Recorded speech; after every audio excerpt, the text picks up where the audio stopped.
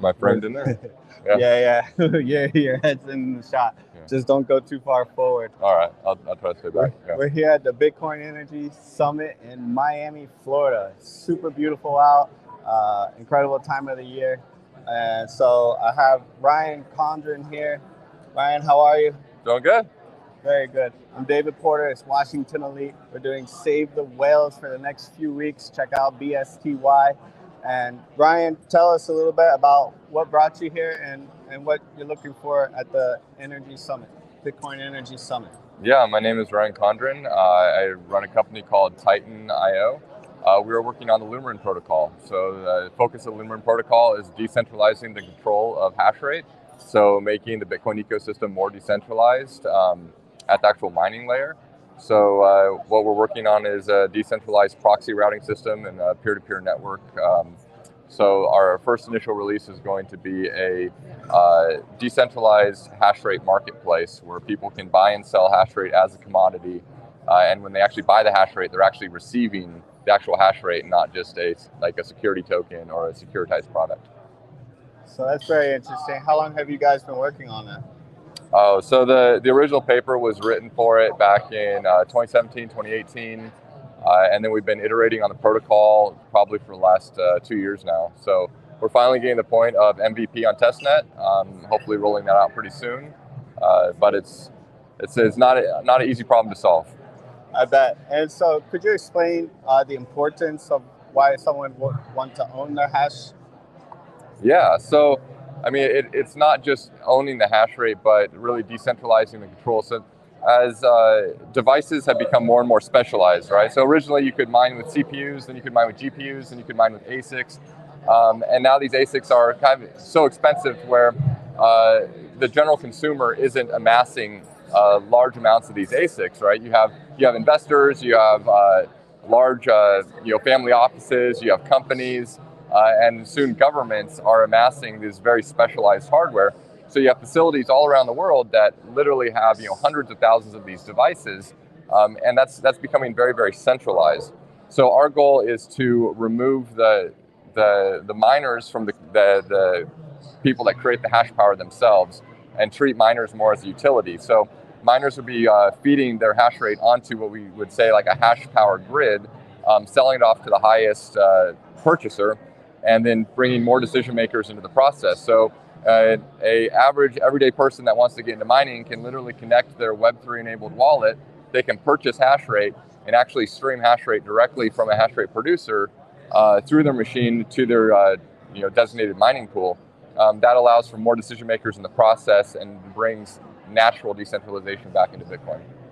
It also sounds like it makes it super easy for the end user.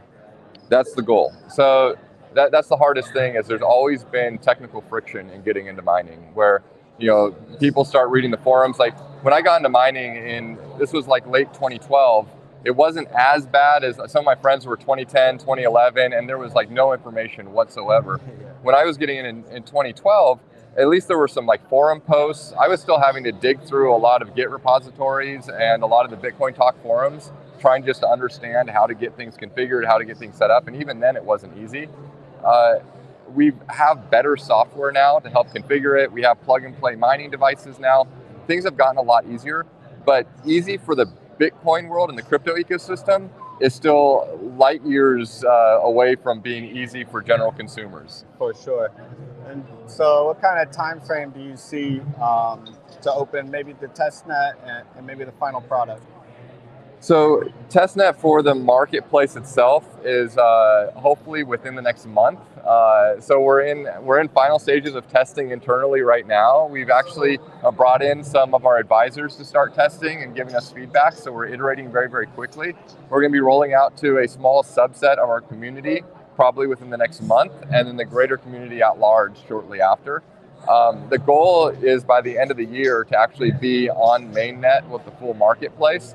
And this is the very first initial product of the marketplace, right? This is the core of the Chicago Mercantile Exchange, right? So if I were to give you an example of what Lumerin is, it's literally like the railroad system right outside the Chicago Mercantile Exchange. That's what Lumerin is. It's the fulfillment network.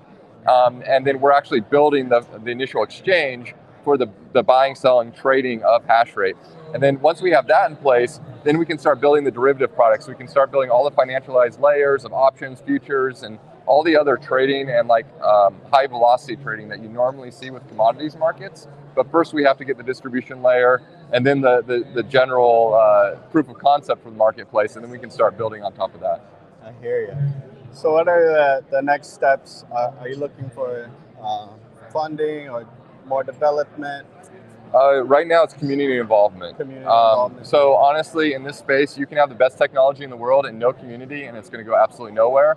Vice versa, you can have the worst technology in the world and the most like crazy community, and like it'll go to the moon. Yeah. So that's just the nature of our space. It's all about people, right? A decentralized network at its core is simply just people.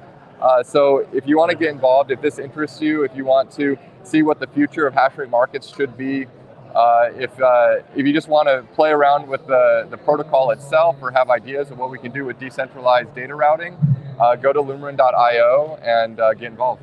Awesome. So Ryan, tell us a little bit about your background. What were you doing before this? Oh, good night. I've been a software engineer, developer, architect for going on a little over 20 years now. So when I got into Bitcoin, I had been a software engineer for about 10 years.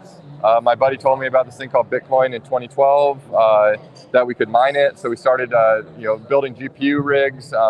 We started realizing there were other altcoins that we could mine with the GPU rigs. So that's when we started building profitability calculators to see what we should mine and when we should mine it. Nice.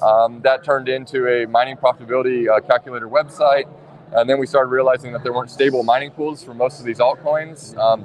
That led us to the end of 2013, 2014, 2015, launching about 80 different mining pools through the altcoin space.